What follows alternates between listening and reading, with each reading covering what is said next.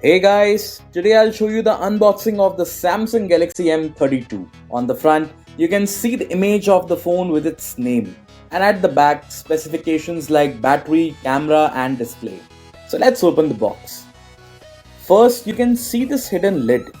Inside the lid, we have documentation like a quick start guide, regional log guide, and warranty card, which will give you end-to-end information about the phone. Here we have Samsung Galaxy M32. The phone has a notch display with Corning Gorilla Glass V5 protection. At the back, we have a 64 megapixel quad camera setup. Also, you can see Samsung branding at the bottom. The phone looks good in this light blue color. Next, we have a USB Type-C cable for charging the phone and transferring the data, and a 2-pin wall charger with 25 watt of fast charging. At last, we have a SIM ejector tool.